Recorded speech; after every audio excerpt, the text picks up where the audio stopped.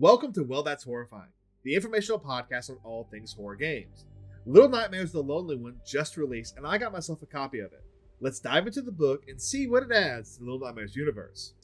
First up, let's talk about the characters. This will include the children, the residents/creatures of nowhere, and then some side characters.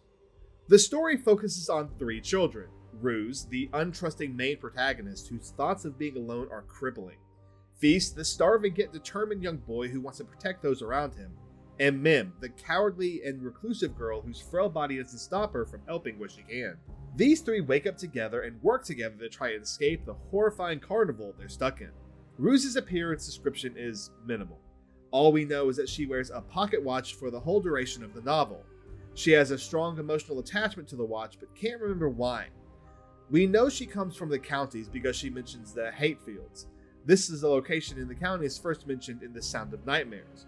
Ruse is very untrusting of the children when she first meets them. She also represses her feelings out of habit. In the past, she was reprimanded for showing her feelings and told that it was a weakness. At first, she believed that caring for the others only led to suffering due to the unsaid events in the past. She also thought that she was better off alone, as she is used to it, and she believes everyone will leave her eventually.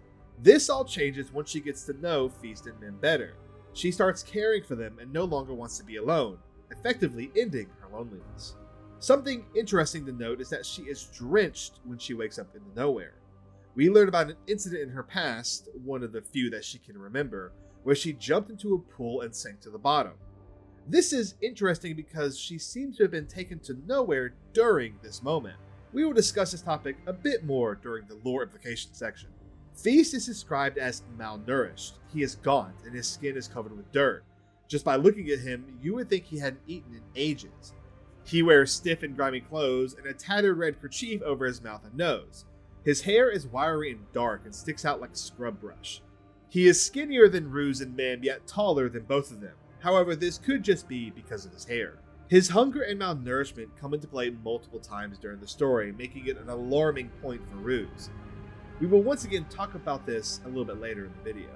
Mim is described as being a small girl with short, dusty hair which is cut unevenly. She wears worn and rough scrapes held together by a rope, as well as a frayed noose around her neck which has rubbed her neck raw and bruised it. She is frail, her hands are described as cold, and limp.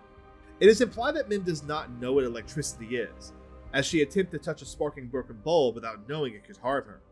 She also grabbed her neck when Ruse first approached her. Both of these aspects will be discussed, once again, later in the video.